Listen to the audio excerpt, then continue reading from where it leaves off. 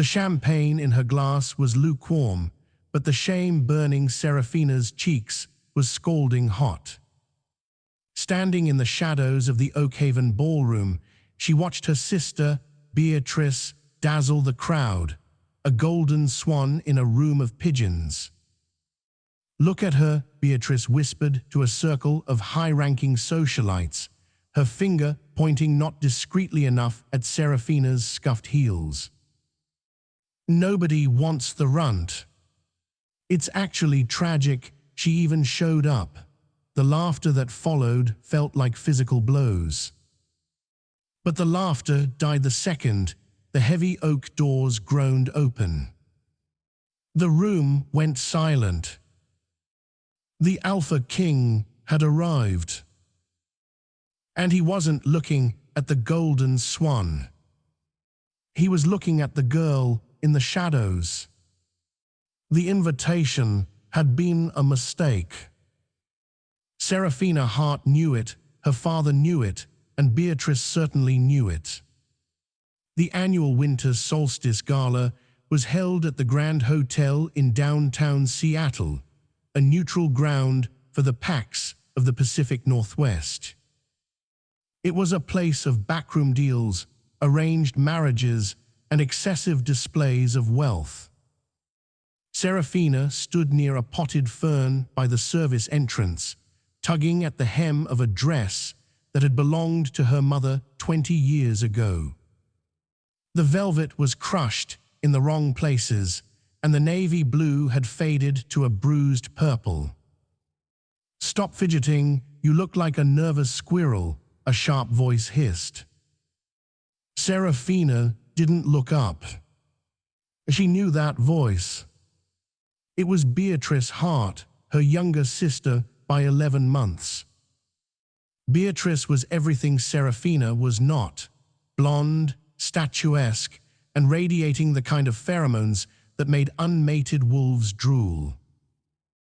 Beatrice was wearing a custom-made gown by a designer from Milan, a shimmering silver thing that looked like moonlight poured over skin.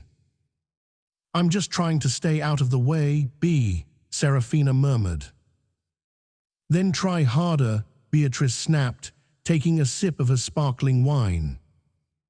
She turned her back on Seraphina, effectively walling her off from the rest of the room. Seraphina watched her father, Arthur Hart, holding court near the buffet. He was laughing loudly at a joke made by Alpha Miller from the Eastern District. Arthur was a beater, a man of middling rank who had spent his life trying to climb the ladder by selling off his daughters. Beatrice was his retirement plan. Seraphina was his bad debt. "Did you hear?" a woman whispered nearby.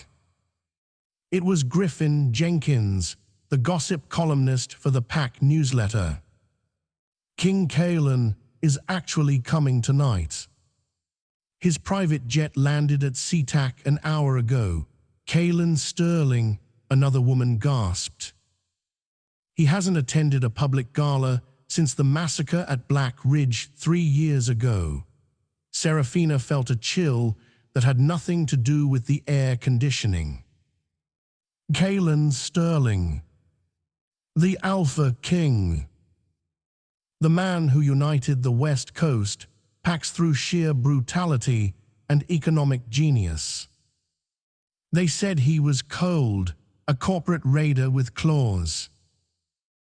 They said he was looking for a queen, but only to secure a bloodline, not for love. "He's coming for me," Beatrice said, her voice dropping to a conspiratorial purr as she glanced over her shoulder at her friends. "Daddy sent his portfolio to the king's advisors last month. I'm the highest-ranked female in the territory with a compatible lineage." "Poor Seraphina," Beatrice added, raising her voice just enough for the circle to hear. "Maybe the king has a beta guard who needs a housekeeper." "You're good at laundry, aren't you, Sarah?" The group erupted in tittering laughter. Seraphina gripped her clutch so hard her knuckles turned white. She wanted to leave.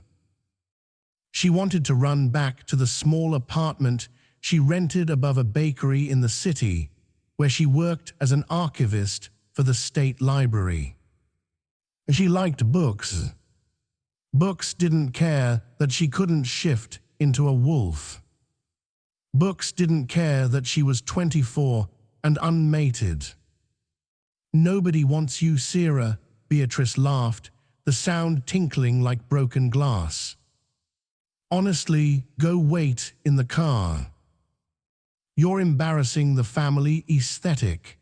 Seraphina took a breath, ready to accept the defeat, ready to turn and walk out the service doors. Boom! The double doors at the top of the grand staircase didn't just open. They were thrown wide by two massive enforcers wearing earpieces and tailored black suits. The music cut out. The chatter died instantly. At the top of the stairs stood Kalen Sterling. He was terrifying.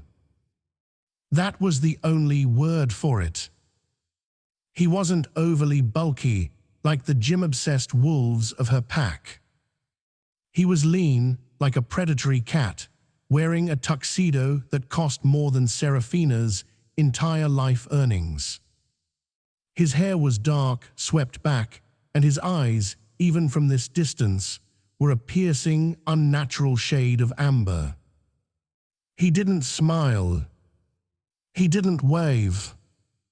He simply started descending the stairs, his movement fluid and silent. "Oh my God, he's looking this way," Beatrice gasped. She quickly pinched her cheeks to bring blood to the surface and shoved her friend Griffin out of the way to stand front and center. "Daddy!" "He's coming," Arthur Hart scrambled over, sweating profusely. "Beatrice, stand up straight." Shoulders back, Seraphina tried to shrink into the wall. She was directly behind Beatrice. If she moved now, she'd draw attention. She held her breath, wishing she could turn invisible. The king reached the bottom of the stairs. The crowd parted like the Red Sea, creating a wide path directly toward the Hart family. Beatrice beamed, flashing her perfect veneered smile. She dipped into a practiced curtsy, her silver dress pooling around her. "Your Majesty," Beatrice cooed, her voice trembling with anticipation. "We are honored." Kalen didn't stop. He didn't slow down. He didn't even blink. He walked straight toward Beatrice, and just as she prepared for him to take her hand, he stepped around her. He moved past her as if she were a piece of furniture, a coat rack, an inconvenience. Beatrice's smile froze. She turned, confused, watching him walk past. Kalen stopped 3 feet away from the wall. He was towering over the potted fern. He was towering over Seraphina. The silence in the room was deafening.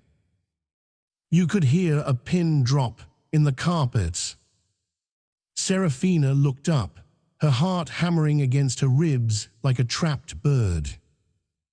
She was trapped between the wall and the king. She could smell him, rain, ozone, and something metallic like old copper. Kalen tilted his head, his amber eyes scanning her face, lingering on the scar above her left eyebrow, then down to her scuffed heels and back up to her terrified gray eyes. "What is your name?" Kalen asked. His voice was deep, a baritone that vibrated in her chest. "Seraphina," she whispered, her voice barely audible. "Speak up," he commanded, not unkindly, but with absolute authority. "Seraphina heart," she said louder this time. Behind him, Beatrice let out a screechy, nervous laugh. "Your Majesty, surely there is a mistake. That is my sister. She is rankless. She cannot even shift. She is essentially human. I am Beatrice, I am the one you." Kalen turned his head slightly. He didn't turn his body, just his head, looking at Beatrice over his shoulder. "Did I ask you to speak?" The temperature in the room seemed to drop 10 degrees. Beatrice's mouth snapped shut with an audible click. Kalen turned back to Seraphina. He extended a hand. It was a large hand, scarred across the knuckles. "Seraphina," he said, tasting the name. "Come with me." It wasn't a question. "Where?" she asked, too shocked to be polite. "Out of here," Kalen said.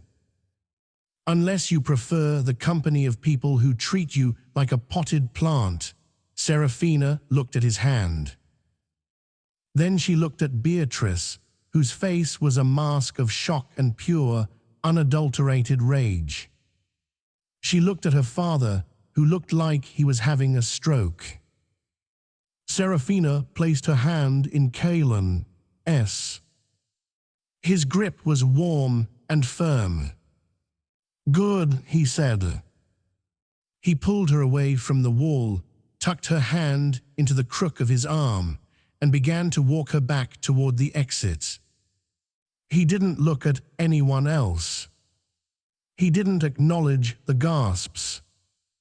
As they passed Beatrice, who was trembling with humiliation, Kalen paused for a fraction of a second. "For the record," Kalen said, his voice carrying to the back of the room. "Nobody wants a diamond that screams for attention.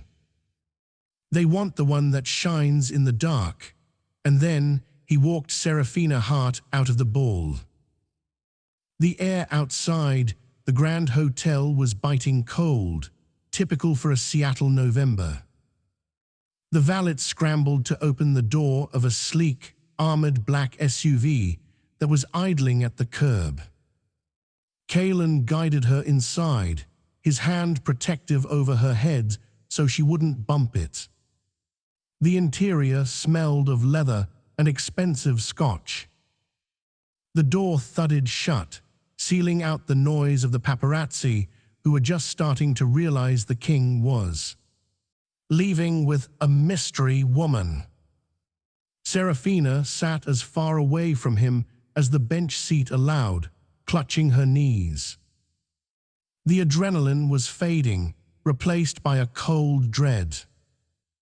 This wasn't a fairy tale. Alpha kings didn't rescue wallflowers because they fell in love at first sight. That only happened in the trashy romance novels Beatrice read. Kalen tapped on the partition glass. "Drive." "The airstrip." "Yes, sir," the driver, a thick-necked man named Harrison, replied. Kalen pressed a button and the privacy glass slid up, separating them from the driver. He turned to look at her. The warmth he had shown in the ballroom, the performative chivalry, was gone. His face was unreadable, stony. "Stop shaking," he said. "I'm not going to eat you." "Why did you do that?" Seraphina asked, her voice stronger than she felt. "You humiliated my sister. Your sister humiliated herself." "I just provided the audience." Kalen reached into a small cooler and pulled out a bottle of water, twisting the cap off and handing it to her. "Drink." "You look like you're going to pass out." Seraphina took the water but didn't drink. You don't know me. You walked past 50 eligible wolves to pick the one person in the room with zero political value. Why? Kalen studied her. He seemed to be assessing her, stripping away the layers of fear to see what lay beneath. Zero political value. Is that what Arthur told you? I can't shift, she said bluntly. I have no wolf. In our world, that makes me a defect. And yet, Kalen murmured, leaning forward, resting his elbows on his knees.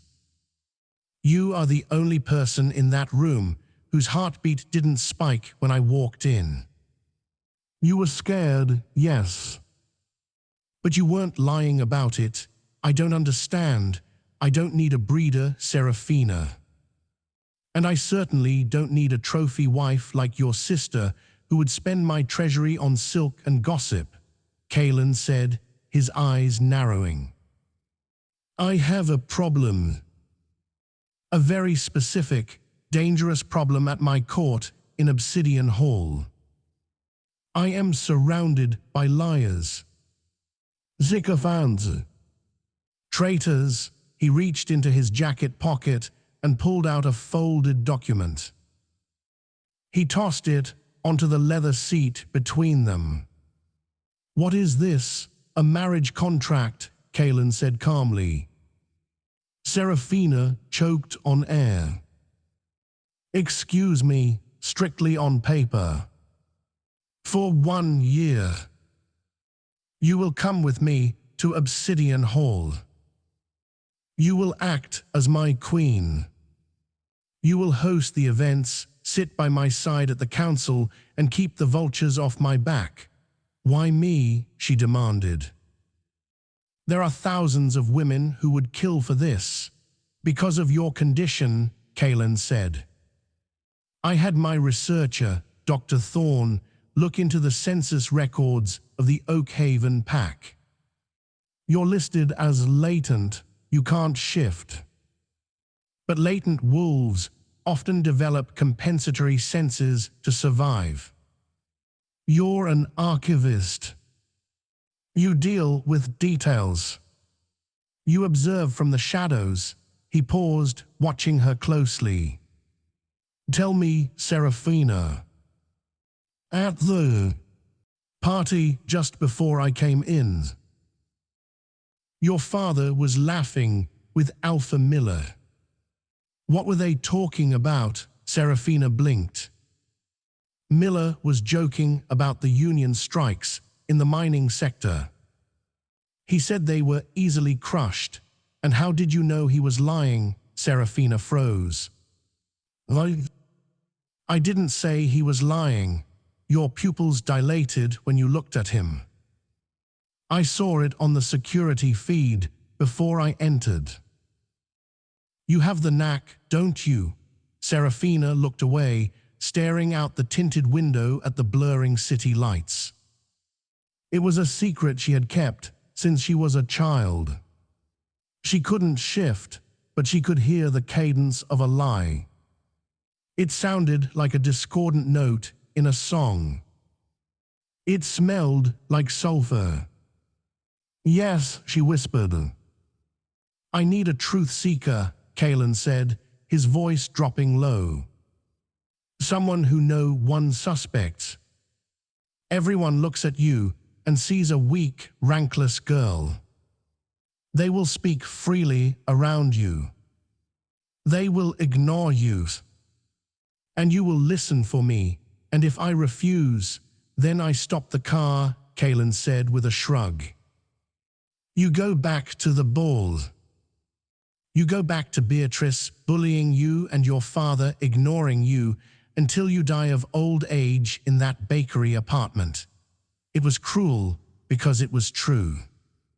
What happens after a year? She asked. You get $5 million, a new identity, and a home anywhere in the world. Or if you prove useful, a permanent position as an advisor. The car began to slow down. They were approaching the private airstrip. This is a job interview, Seraphina realized aloud. You didn't cross the room for me. You crossed the room for an employee. I crossed the room for a partner, Kaelin corrected. I need someone real, Seraphina. Nobody wants you, your sister said. Good. That means you belong to no one. That means I can trust you. The car stopped. The door opened. The rain was pouring down now, mingling with the jet fuel fumes. Kaelin held out his hand again, just like he had in the ballroom. But this time, there was no audience. No performance. So the Alpha King asked, "Do we have a deal, Ms. Hart?" Seraphina looked at the hand of the most dangerous man on the West Coast. She thought of Beatrice's face. She thought of her lonely apartment. She placed her hand in his. "We have a deal." Obsidian Hall was not a castle. It was a fortress carved into the side of a jagged mountain in the Colorado Rockies. It was brutalist architecture mixed with ancient stone, cold, imposing, and utterly masculine. Seraphina had been there for 3 days, and she had spoken to Kaelin exactly twice. Once when they arrived to show her to her quarters, a suite of rooms larger than her father's entire house, and once this morning when a team of stylists arrived to fix her. She stood in front of a floor-to-length mirror. The stylists, a team led by a frantic man named Jerome, had cut her mousy brown hair into a sharp, chic bob that framed her jaw. They had put her in a structured emerald green suit that screamed authority. "Better," Jerome muttered, sticking a pin into the lapel. "But you need to stand taller, honey. You're the queen now. Act like you own the pavement." "I'm not the queen yet," Seraphina corrected. "The ceremony is tonight. Formalities," Jerome waved a hand. "The king brought you home. He put his mark on your file. To everyone in this building, you are the Luna." A knock came at the door. "Enter," Seraphina said, trying to mimic Kaelin's tone. The door opened, and a woman walked in. She was stunning, tall, with raven-black hair and eyes that looked like chips of ice. She wore a tight, leather training uniform that showed off a body honed for war. This was Lydia Vane, the head of the Royal Guard. And according to the tabloids Seraphina had read on the plane, Kaelin's ex-lover. Lydia didn't bow. She walked circles around Seraphina, eyeing her like a piece of meat that had been left out too long. "So," Lydia said, her voice flat. "This is the diamond in the dust. I'm Seraphina. I know who you are," Lydia sneered. "I ran your background check myself. Seraphina Hart, daughter of Arthur. Latent. No wolf. Can't even heal a paper cut properly." She stopped in front of Seraphina, invading her personal space. "Kaelin is a strategist. I'm trying to figure out what strategy involves bringing a liability into a war zone." "I'm not a liability," Seraphina said, keeping her voice steady despite the overwhelming scent of aggression coming from Lydia. "Aren't you?" Lydia laughed. "Do you know how Kaelin became king? He killed his own uncle in the courtyard below this window. This court is full of wolves who are waiting for him to show a moment of weakness. And you." She poked Seraphina hard, in the chest. You are a walking, talking weakness. If an assassin comes for him, you can't protect him. You can't even protect yourself. Is that a threat? Seraphina asked.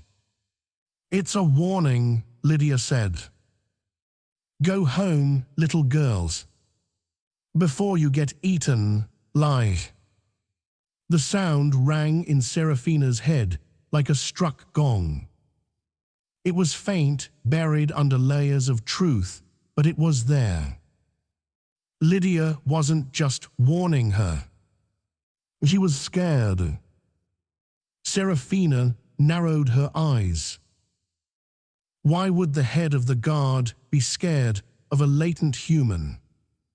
Unless Lydia knew something. Unless Lydia was worried that Seraphina would see something she wasn't supposed to. I'm staying, Seraphina said firmly. And if you have a problem with the king's choice, take it up with him. Lydia's eyes flashed gold, her wolf rising to the surface. For a second, Seraphina thought Lydia was going to throat punch her. But the door opened again. Kalen stood there. He was wearing a casual grey sweater and jeans. A stark contrast to the tuxedo from the ball, but he looked even more dangerous. Lydia, Kalen said. His voice was soft, warning. Are we bonding? Lydia stepped back instantly, her posture snapping to attention. Just welcoming the new guest, Alpha, lie. Seraphina heard it again. She's not a guest, Kalen said, walking into the room.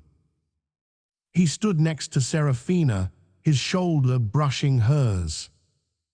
The heat coming off him was immense. She is my mate, Seraphina stiffened. That wasn't in the contract. They were supposed to be engaged, married politically.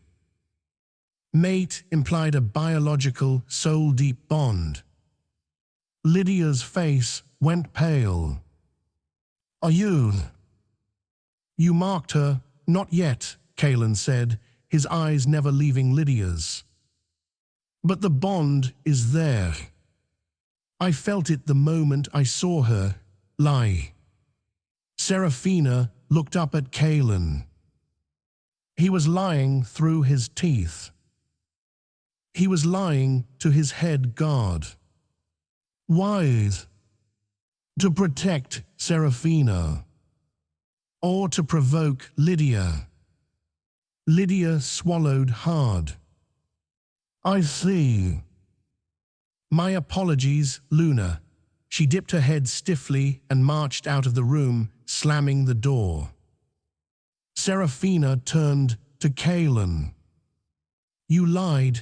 Kalen looked down at her, a flicker of amusement in his amber eyes. And you heard it. Good. Your ears work. Why did you tell her we were fated mates? That makes a target on my back 10 times bigger.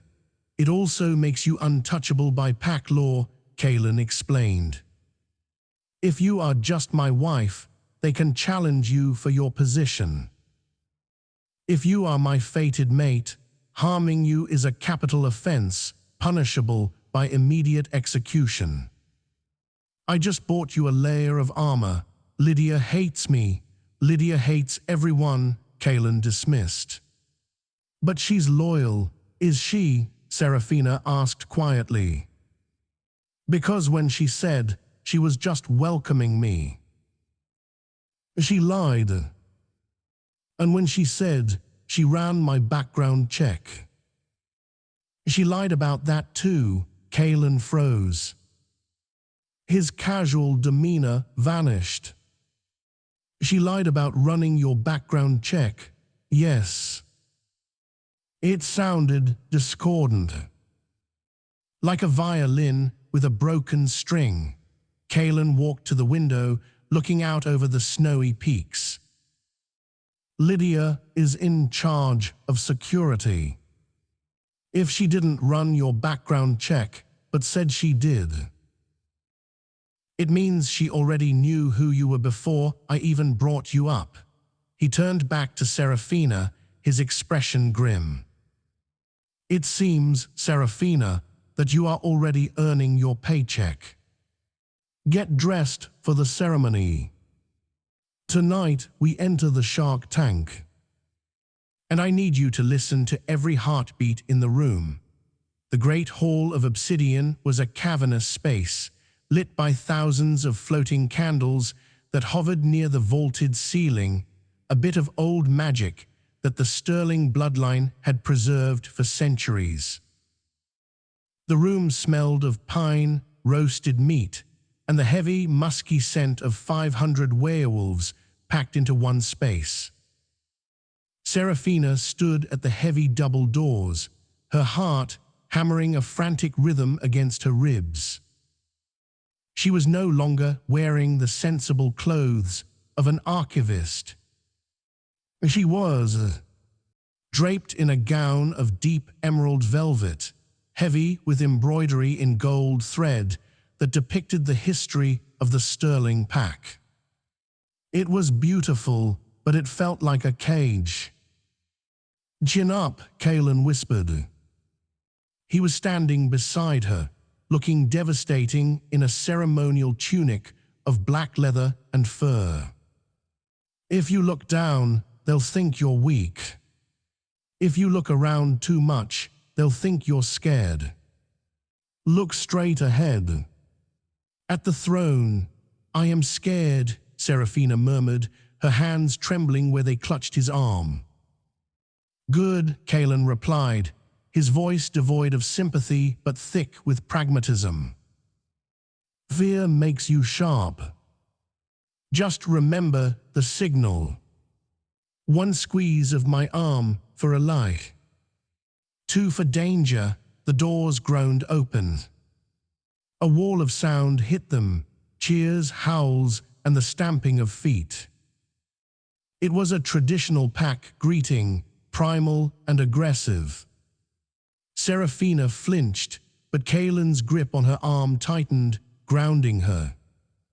He marched her forward, his stride long and confident, forcing her to match his pace. As they walked down the aisle, Seraphina's senses, her compensatory senses, as Kaelin called them, went into overdrive. She didn't look at the faces blurring past, but she heard them. "She's too thin. Truth, I bet she's pregnant. Lie, Kaelin finally broke. Truth, I give her a week before the wolves eat her alive. Truth, or at least a honest belief." They reached the dais at the front of the room. An elder, a woman with skin like wrinkled parchment named Elder Mary, stood waiting with a ceremonial dagger and a chalice. This wasn't a wedding in the human sense. This was a mating ceremony. It was binding. Kaelin Sterling, Alpha of the Obsidian, King of the Western Territories, Elder Mary intoned, her voice surprisingly strong. "You bring this woman to share your blood and your burden." "I do," Kaelin said. His voice boomed through the hall, silencing the whispers. "And do you, Seraphina Hart, accept the weight of the crown?" "I do," Seraphina said. Her voice was smaller but clear. "Then let the blood speak." Kaelin turned to her. He took the dagger from the elder and sliced his own palm without flinching. Dark, rich blood welled up. He handed the dagger to Seraphina. She hesitated. She had never cut anyone, let alone a king. "Do it," Kaelin breathed, his eyes locking onto hers. "They are watching." Seraphina gritted her teeth and sliced her palm. It strung, a sharp bite of pain that made her gasp. Kaelin immediately clasped her bleeding hand in his, interlacing their fingers. "By blood and bone," Kaelin recited. "By blood and bone," she echoed. "I claim you, I accept you," the crowd erupted into a roar. But amidst the noise, Kaelin leaned in close, his lips brushing her ear as if to kiss her. "Scan the front row," he ordered softly. Now Seraphina blinked, shifting her gaze to the VIP section. These were the council members, the alphas of the subordinate packs, and the high-ranking officials. She saw a man with silver hair and a kind, grandfatherly face.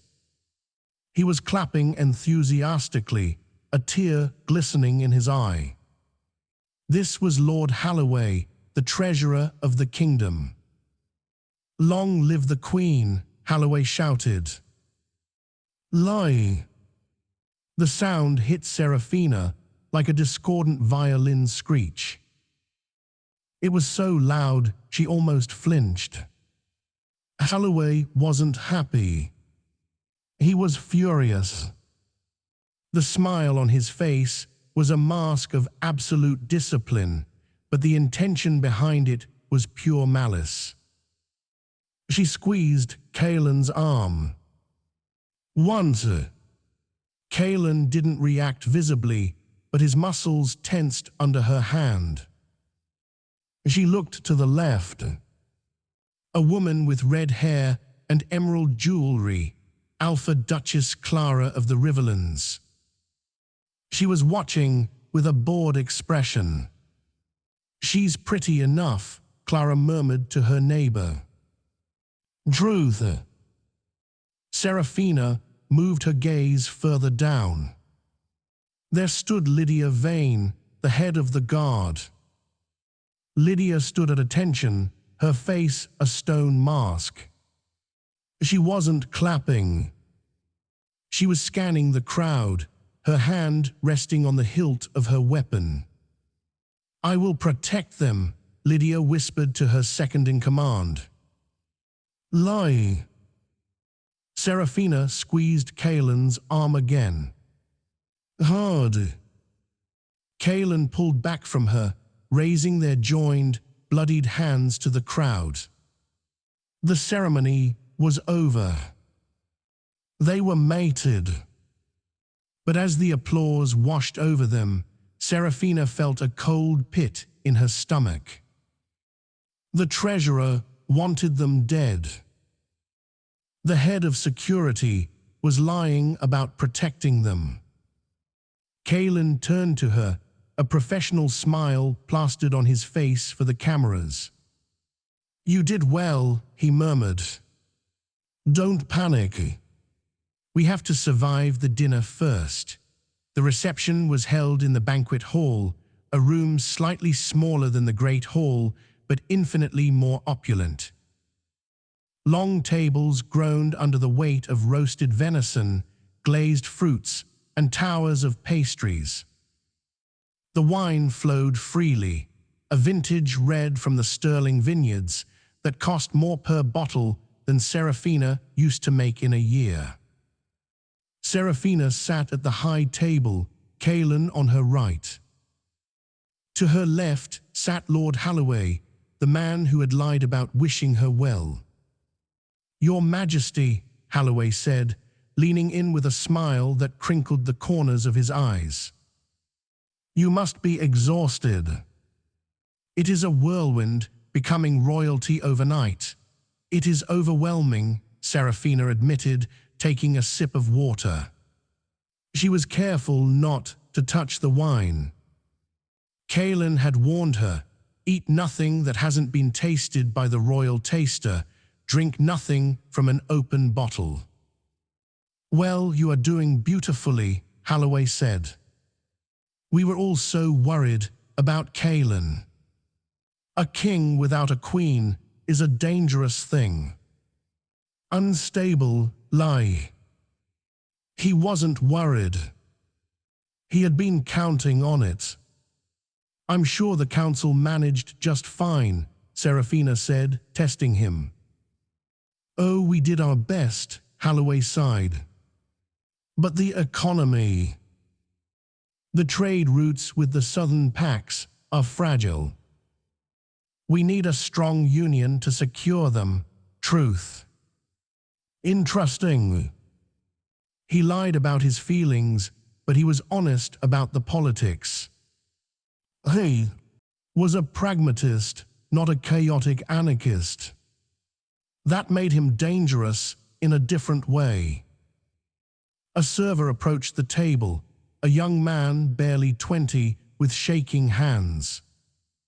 He held a crystal decanter of dark red wine. For the king, the boy mumbled, reaching out to pour into Kaelin's goblet. Kaelin was deep in conversation with Alpha Clara, laughing at something she said. He didn't look at the boy. He reached for his glass, ready to let the boy pour. Seraphina watched the server. He was sweating. His scent was spiking fear. But everyone was afraid of the Alpha King. Fear wasn't an indicator of guilt. Is this the 98 vintage? Seraphina asked suddenly. The boy jumped. Why, yes, Your Majesty. From the deepest cellar. The steward sent it up personally. Lie. The sound was sharp and metallic. Seraphina didn't think. She didn't calculate.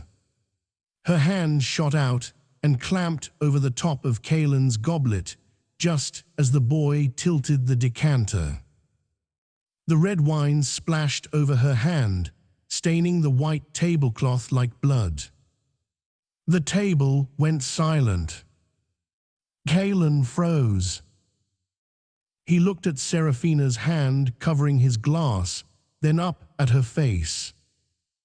He saw the panic in her eyes. Seraphina, he asked, his voice low. It's not the 98, Seraphina said, her voice trembling but loud enough for the table to hear. She looked at the server. Who gave you this bottle? The boy's face went grey. The steward. I swear, lie. Liar, Seraphina shouted, standing up. The entire banquet hall fell silent. The music stopped. Kaelin moved instantly. He didn't ask questions. He stood up, grabbed the boy by the collar of his uniform, and hauled him over the table, slamming him onto the stone floor. Lydia, Kaelin roared. Lydia Vane materialized from the shadows, her weapon drawn. She looked furious, but Seraphina couldn't tell if it was at the boy or at the disruption. Secure the exits, Lydia barked to her team. She marched over to the boy, who was sobbing on the floor. Kaelin looked at the decanter of wines sitting innocently on the table. He dipped a silver fork into the liquid. Nothing happened for a second. Then the silver began to tarnish, turning a dull, rapid black. Wolfsbane. Concentrated. A collective gasp went through the room. If Kaelin had taken a single sip, his throat would have closed up within seconds. He would have suffocated before a healer could reach him.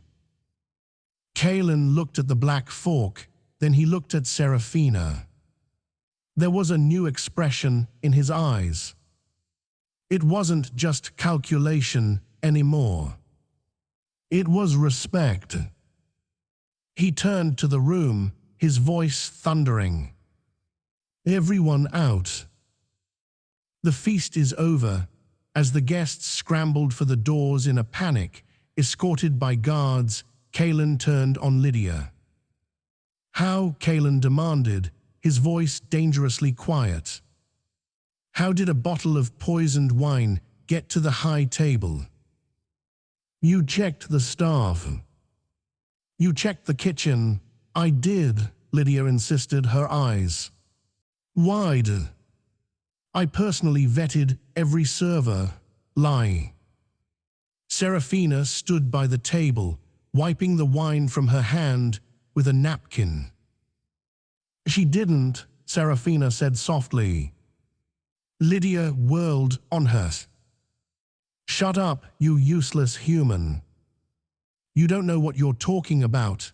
I asked you if you checked the staff, Kalen said, stepping between Lydia and Seraphina. Did you? Lydia hesitated. I delegated the kitchen staff vetting to Deputy Marcus. He's trustworthy, so you lied to me, Kalen said. You told me you did it. I am the head of the guard. I can't be everywhere at once, Lydia shouted, defensive now.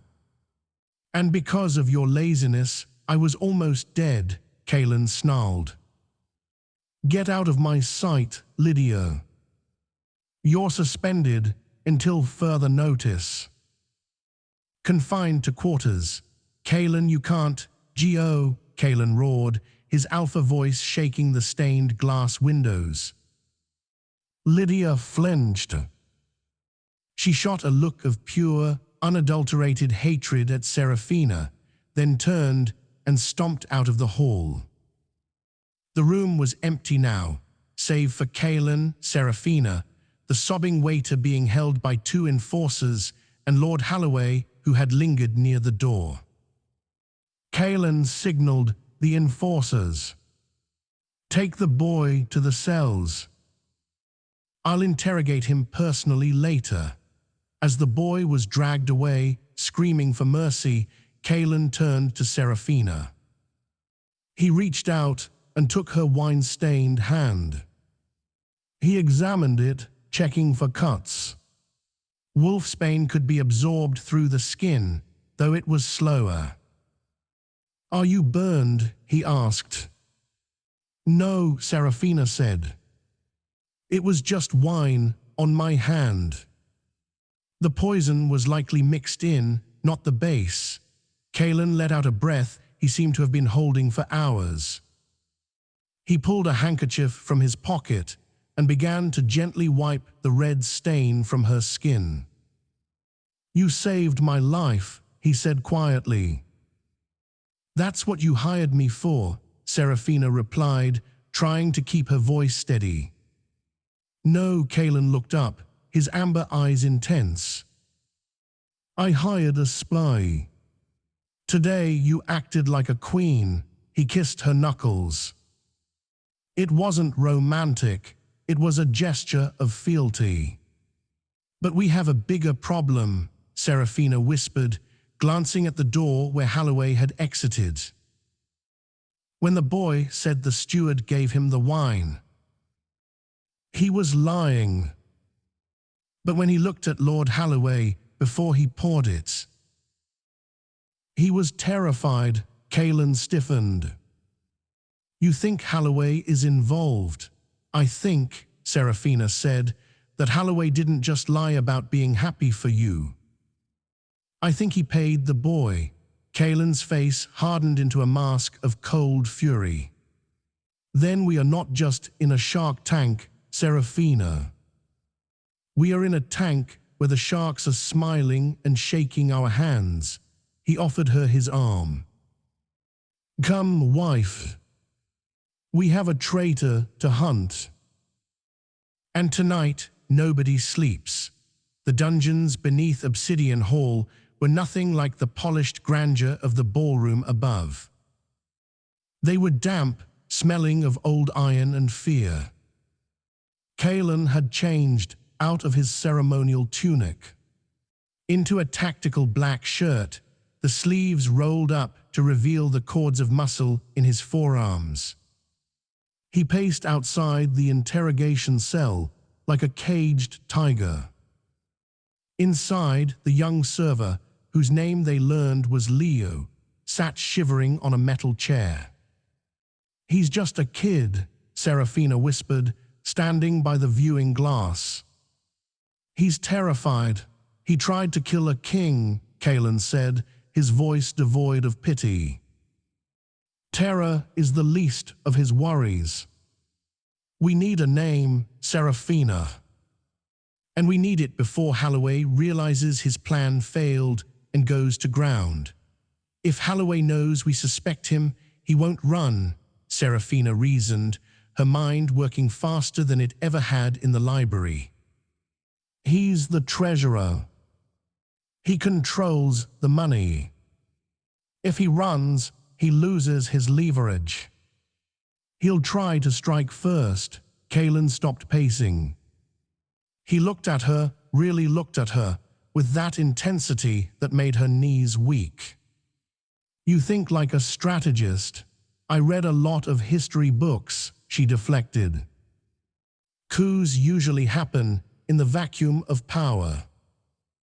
If he thinks you're dead or incapacitated, he'll move tonight. Then let's find out exactly what he knows." Kalen opened the heavy steel door. Leo jumped so hard, his chair rattled against the floor bolts. "Please, Alpha. I didn't want to. They said they'd kill my mother," Leo sobbed, snot running down his face. Kalen leaned against the wall, arms crossed. "Who is they, Leo?" I don't know their names. Men in masks. They came to my house last night, lie." Seraphina stepped into the room. She felt out of place in her ruined velvet gown, the wine stains still stiff on the fabric, but her voice was steady. "He's lying," she said clearly. Leo's head snapped up. "No. I swear you know who they are," Seraphina said, walking closer. She wasn't an intimidator, she was a truth seeker. She knelt in front of the boy, bringing herself to his eye level. "Leo, listen to me. The king can protect you. He can protect your mother. But only if you give us the truth. If you lie to me again, I can't stop him from tearing this room apart." Leo looked at Kalen, who let a low, threatening growl rumble in his chest. Then he looked back at Seraphina's grey, honest eyes. "It was Lord Holloway," Leo whispered. "He didn't wear a mask. He came to the kitchen. He gave me the vial. He said the king was weak, that he was selling the pack out to the Eastern Alliance. He said he was saving us." Kalen's face darkened. "Holloway has been skimming off the top for years. I suspected it, but I couldn't prove it. Now he's trying to kill me to cover his tracks. He's not alone," Leo added, his voice trembling. He mentioned the guard. He said the path would be clear." Kalen went still. "The guard," Seraphina felt a chill. Lydia is jealous," Kalen said, shaking his head. "She's petty, but she's not a traitor. She took a silver bullet for me 2 years ago. People change," Seraphina said softly. "Or maybe she didn't know it was an assassination. Maybe she just thought she was letting someone in to embarrass you. Holloway is manipulative. He could have used her." Suddenly, the alarms in the hallway blared, a harsh, rhythmic klaxon that signaled a breach. Kalen moved instantly, grabbing Seraphina and pulling her behind him. The door to the interrogation room burst open. It wasn't an enemy. It was Marcus, Lydia's second-in-command, looking bloodied and wild-eyed. "Alpha," Marcus gasped, clutching a wound on his shoulder.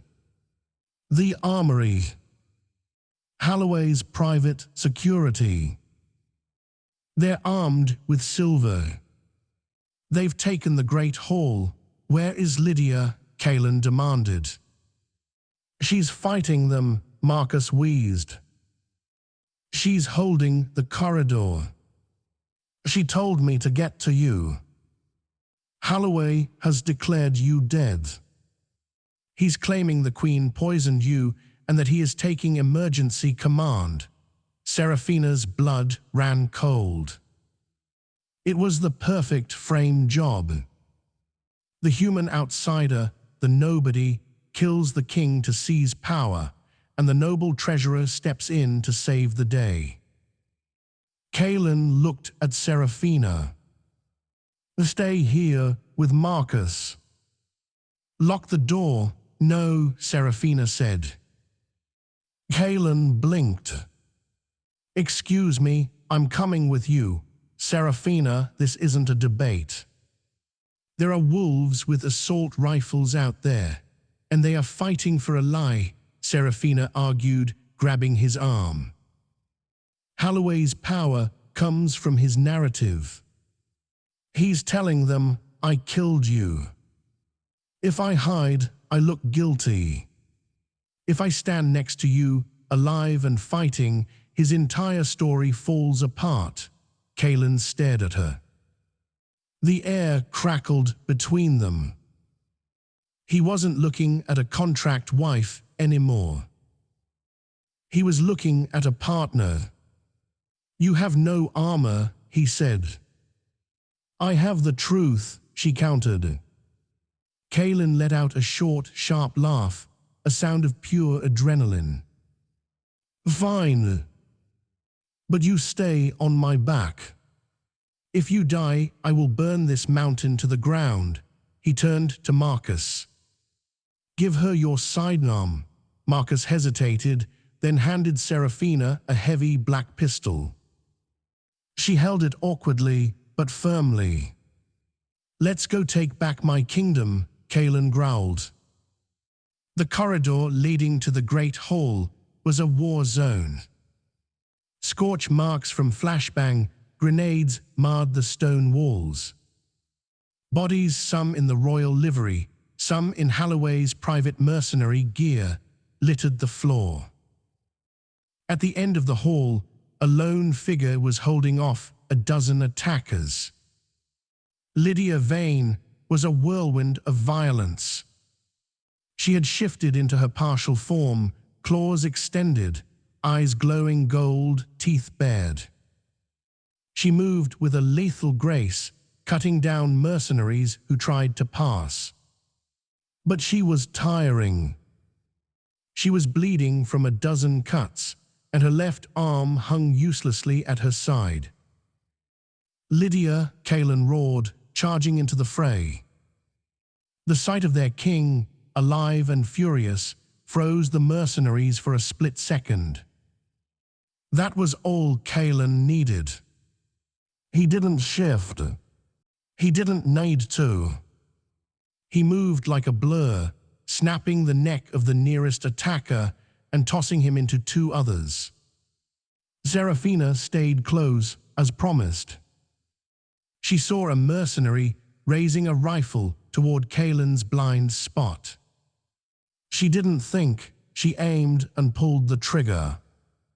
The recoil nearly dislocated her shoulder, but the bullet sparked against the wall next to the man's head, distracting him long enough for Lydia to gut him. Silence fell over the corridor as the last mercenary dropped. Lydia slumped against the wall, sliding down to sit in a pool of blood. She looked up at Kaelin, then at Seraphina holding the smoking gun. "You're alive," Lydia wheezed.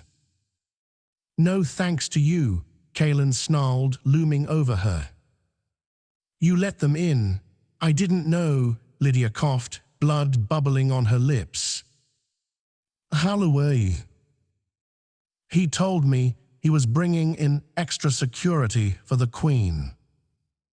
He said she was a spy. He played me Kaelin's. I just wanted to protect you from her. She gestured weakly to Seraphina. I was stupid. Jealous, yes, Seraphina said quietly, stepping forward. You were, Lydia looked at Seraphina, waiting for the killing blow, the gloating. But you fought to hold the door, Seraphina continued. You didn't switch sides when the shooting started. Truth. Seraphina looked at Kaelin. She's telling the truth. She was a pawn, not a traitor. Kaelin's jaw worked. He wanted to rip Lydia apart for her negligence, but he trusted Seraphina's gift more than his own anger. Marcus, get a medic for her. If she lives, she faces a tribunal. Kaelin turned to the double doors of the great hall. Holloway is in there. He's addressing the council, Seraphina realized. He's cementing his claim. Kaelin kicked the doors open. The great hall was in chaos. Lord Holloway stood on the dais, where the mating ceremony had taken place only hours before. He was shouting into a microphone, his face a mask of faux grief. A tragedy beyond measure. The human witch poisoned our king.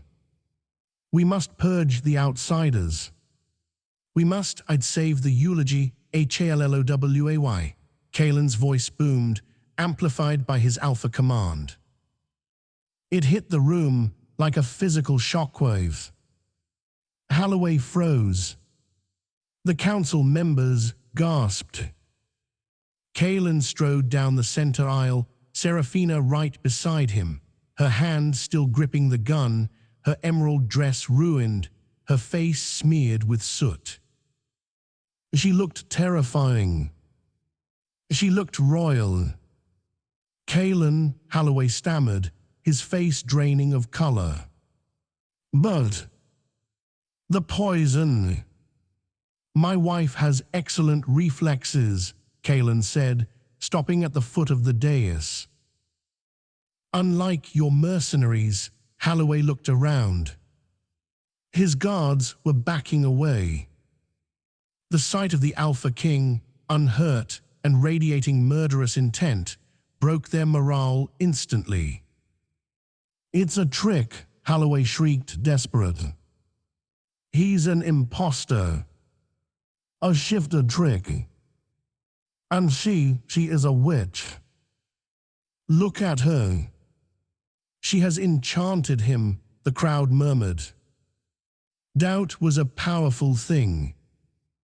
Kaelin stepped forward to rip Holloway's throat out, but Seraphina put a hand on his chest. Wait, she handed the gun to Kaelin and stepped forward alone. The room went silent. She was a small, unshifted human in a room of apex predators. Lord Holloway claims I am a witch, Seraphina's voice rang out, clear and steady. He claims I poisoned the king. He claims he wants to save the pack. She looked directly at Holloway. Lord Holloway, did you hire the boy Leo to poison the wine? Of course not, Holloway scoffed. Lie. The sound was so discordant, so obvious, that even the wolves in the room seemed to sense it. Seraphina didn't need to say it. She just held his gaze. Did you promise the mercenaries double pay to kill the guard? She asked. Absurd lie. Do you care about this pack? Seraphina asked softly. Or do you only care about the treasury codes? Holloway sneered. I am the only one who knows how to run this economy. I am the savior of this pack, lie. You hear it, don't you? Seraphina turned to the crowd. You are wolves. Your instincts are sharper than humans. Look at him. Smell the fear. Smell the deceit. She pointed a shaking finger at Holloway. He doesn't want to lead you. He wants to sell you, Holloway snapped. With a roar of rage, he pulled a silver dagger from his coat and lunged at Seraphina. Kaelan didn't even shift. He moved with the speed of a striking viper. He caught Holloway's wrist in midair. Drag. The sound of bone breaking echoed through the hall. Holloway screamed. Kaelan spun him around and slammed him face first onto the dais, holding him down with one hand. You tried to kill my mate, Kaelan whispered, his voice low and intimate, meant only for Holloway and the front row. You tried to take my crown. But worst of all, you ruined her dress. Kaelan looked up at the council. Take him away. If he speaks again, cut out his tongue. As the guards dragged the weeping traitor away, the adrenaline finally left Seraphina. Her legs gave out. She didn't hit the floor. Kaelan caught her. He swept her up into his arms, bridal style, holding her close against his chest. I can walk, she protested weakly. You've done enough walking today, Kaelan murmured. He looked out at the silent hall. At the wolves who had mocked her, the nobles who had ignored her. Behold your queen, Kaelan roared. Seraphina of House Sterling, the truth seeker. Anyone who disrespects her answers to me. The entire hall dropped to one knee. Every alpha, every council member, every servant. They bowed, not out of politeness, but out of reverence. Seraphina rested her head against Kaelan's shoulder. She saw a face in the crowd near the back, Beatrice. Her sister was pale, mouth agape, staring at Seraphina not with pity, but with a burning, consuming envy. Seraphina didn't look away. She didn't gloat. She just closed her eyes. She didn't need Beatrice's approval anymore. She didn't need anyone's approval. She was the Alpha's queen. And for the first time in her life, she was exactly where she belonged. 6 months later, the winter snow had melted from the peaks of Obsidian Hall. Seraphina sat in the library, her library now organizing the ancient scrolls of the pack history. The door opened. Kaelan walked in. He looked different than the man she met at the ball. The tension around his eyes was gone. He looked happier. You're working late, he said, leaning against the desk. I found a discrepancy in the harvest records from 1902, she smiled. Kaelan chuckled. He reached into his pocket and pulled out a folded piece of paper. The contract. The one that said their marriage expired in 6 months. That she would get $5 million and leave. He held it up. Today is the day. Seraphina's heart stopped. Oh, is it according to this? Kaelan said. Our arrangement is concluded. You are free to go. Seraphina stood up. Her hands felt cold. I see. Well, I suppose I should pack. Kalen watched her, his face unreadable. Is that what you want? To pack, the contract says. To hell with the contract. Kalen ripped the paper in half. Then in quarters. He let the pieces flutter to the floor. He walked around the desk and took her hands. I don't want a contract, Seraphina.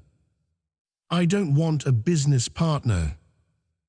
I want the woman who stood in front of a gun for me. I want the woman who sees the truth when the whole world is lying. He pulled her close, his forehead resting against hers. I love you. Real love. Not political love. Not convenient love. The kind that terrifies me. Seraphina felt the tears prick her eyes, happy tears this time. I love you too, Kalen. Even if you are bossy. I'm the king, I'm allowed to be bossy, he grinned. He kissed her then, a deep, searing kiss that promised forever. Outside the window, the moon hung full and bright over the mountains. Far away in the city, Beatrice was probably at another ball, looking for a rich husband, chasing a shadow of what her sister had found in the darkness. Seraphina didn't care. She was home. And that, my friends, is the story of how the invisible girl became the most powerful queen in the West. It turns out, sometimes the person nobody wants is the only one worth fighting for. Seraphina didn't need to change who she was to find her king. She just needed someone who could see her true value. If you enjoyed this story of betrayal, romance, and sweet revenge, please smash that like button. It really helps the channel grow. Don't forget to subscribe and hit the bell icon so you never miss a new story. What did you think of Kalen's decision to destroy the contract? Let me know in the comments below. Thanks for watching and see you in the next video.